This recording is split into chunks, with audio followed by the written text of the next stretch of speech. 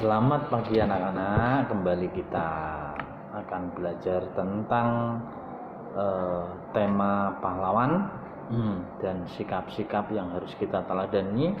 Kita akan mulai pembelajaran hari ini dengan membuka halaman 143, yaitu pembelajaran 5 dan 6. Ya, pembelajaran 5 dan 6. Kenapa saya gabung? Materinya cenderung sama dan berputar searah sikap-sikap dan pengenalan kita terhadap pahlawan-pahlawan.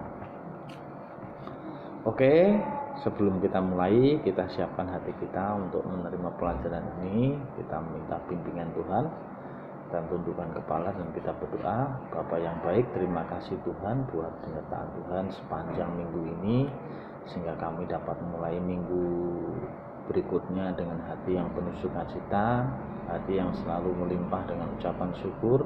Biarlah segala apa yang kami kerjakan hari ini Tuhan memberkati, Tuhan menuntun, bahkan Tuhan mengurapi segala apa yang kami pikirkan dan apa yang kami akan pelajari hari ini. Biarlah Tuhan, semuanya itu kami aturkan di dalam nama Tuhan Yesus Kristus, Juru Selamat kami yang hidup. Kami berdoa, haleluya, amin. Baiklah, untuk pembelajaran 5 hari ini kita akan belajar tentang yang namanya sifat-sifat raja-raja Nusantara di zamannya, ya, sifat-sifat raja Nusantara di zamannya. Dan kita akan membahas hari ini adalah sultan yang berasal dari Aceh, ya, dari kerajaan Aceh, yaitu Sultan Iskandar Muda. Sultan Iskandar Muda merupakan raja yang paling berpengaruh di kerajaan Aceh. Ia lahir pada tahun 1593. Nama kecilnya adalah Perkasa Alam. Sultan Iskandar Muda ini menduduki tahta kerajaan Aceh di usia 14 tahun. Jadi 14 tahun dia sudah menjadi raja di Aceh. Terus apa saja yang menjadi kelebihan-kelebihan Sultan Iskandar Muda atau sifat-sifat yang harus kita teladani dari Sultan Iskandar Muda? Untuk lebih jelasnya nanti kalian baca, ya, kalian baca apa sepak terjang atau hal-hal yang dilakukan Sultan Iskandar Muda di dalam memajukan kerajaannya. Ya, kerajaan Aceh dulu kerajaan yang sangat besar, kuat, kerajaan yang disegani karena berada di jalur perdagangan antara Arab. Orang-orang Arab dulu kalau berdagang menjual semacam peralatan-peralatan ibadah orang-orang Muslim dulu melalui kerajaan Aceh.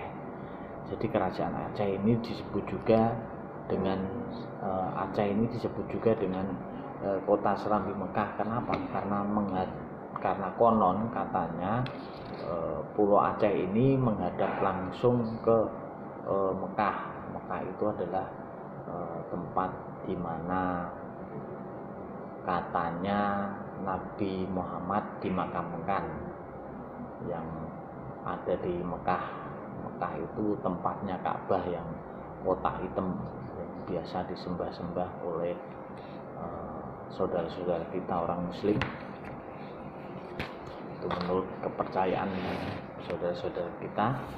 Nah, dari kekuasaan termasuk 5 kerajaan terbesar di dunia, termasuk 5 kerajaan terbesar di dunia ternyata. Dan dari situ Sultan Iskandar Muda ini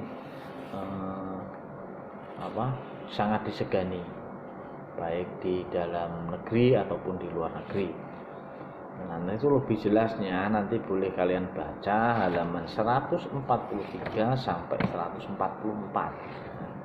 Bacaannya kamu dalami, boleh kamu mencari literatur yang lain, siapakah yang namanya Iskandar Muda ini, terus apa saja hal-hal yang dilakukan oleh Sultan Iskandar Muda. Nah, kemudian kamu jawab pertanyaan yang halaman 145, ya, menjawab pertanyaan. Ayo berlatih, yang bagian ayo berlatih ya. Kemudian di bawahnya mencari tahu. Jadi dari bacaan tersebut kamu cari tahu berdasarkan jawaban pertanyaan di atas kalian dapat mengikuti ada hubungannya dengan pertanyaan-pertanyaan di atas atau jawaban di atas. Nanti kamu isikan di dalam ayo mencari tahu yang ada pokok pikiran, peta pikirannya. Nah, nanti diisi, dilanjutkan lagi, nanti kirim video menyanyikan lagu Halo Halo Bandung. Halo Halo Bandung. Halo Halo Bandung itu ciptaan Ismail Marzuki ya, dengan tempo 4/4 yaitu agak cepat. Nanti kalian berlatih menyanyikan dengan divideokan kemudian dikirim ke WA ya. Dan yang selanjutnya adalah kalian boleh mengenal yang namanya pahlawan-pahlawan yang ada di sekitar kita. Ternyata pahlawan di sekitar kita itu banyak ya anak-anak. Ada pemadam kebakaran, ada dokter, ada polisi, ada masinis, ada tentara, ada petani, ada pemain bulu tangkis, bidan, nelayan, dan macam-macam. Terus kenapa mereka disebut pahlawan? Karena jasa-jasa mereka kita dapat merasakan sesuatu hal ya.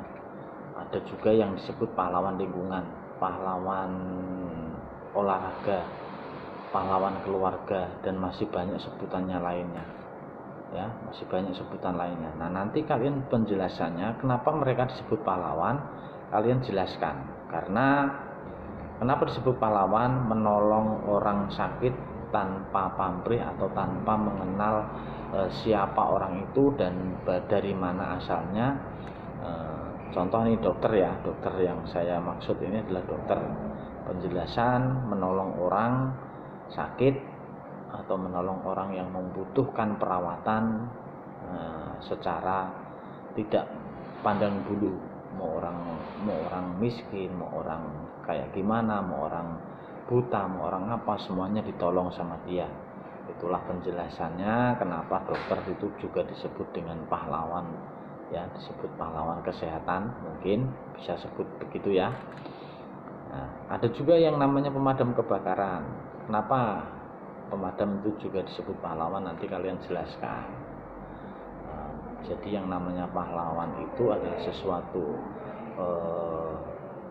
pekerjaan atau profesi ataupun manusia yang mendedikasikan dirinya untuk pekerjaan, untuk membantu orang lain ataupun untuk mencukupi kebutuhan orang lain melalui pekerjaan yang sangat berat, sangat menantang, bahkan sampai terkadang bertaruh nyawa. Contoh, kenapa saya bilang bertaruh nyawa? Contohnya nelayan, demi mencukupi kebutuhan masyarakat luas tentang yang namanya ikan, nelayan ini rela di tengah laut.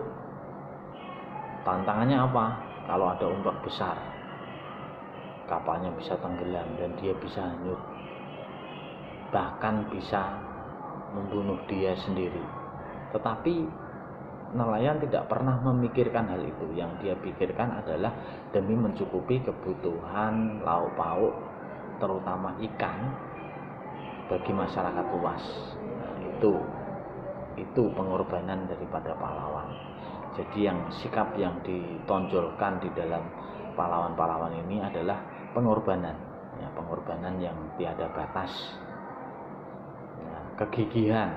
Nelayan kalau nggak gigih, wah males takut, dia nggak bakalan pernah bisa mewujudkan cita-citanya untuk memenuhi kebutuhan ikan masyarakat ya. Gigih, pantang menyerah, rela berkorban, itu yang ada di dalam benak-benak pahlawan yang ada di dalam gambar tersebut ya. Nanti coba kalian jelaskan tentang profesi mereka dan mengapa disebut pahlawan, ada alasannya, nanti dijelaskan alasannya seperti apa ya. Yang pertama tadi menjawab pertanyaan tentang bacaan Sultan Iskandar Muda. Terus yang kedua menyanyikan lagu Halo Halo Bandung. Terus yang ketiga mengawati pahlawan yang ada di sekitar kita. ya, ada di dalam halaman 150. Nanti kalian jelaskan mengapa mereka disebut pahlawan, pengorbanan apa saja yang sudah mereka lakukan, sudah mereka perbuat bagi masyarakat. Nah, nanti itu dijawab. Nah, setelah dijawab, kalian kerjakan dan kalian foto jawabannya dan reply ke WA lewat WA Pak Budi yang pribadi ya. Oke, terima kasih. Sebelumnya tetap semangat dan jaga kesehatan, tetap patuhi protokol kesehatan yang ada. Terima kasih dan Tuhan Yesus memberkati.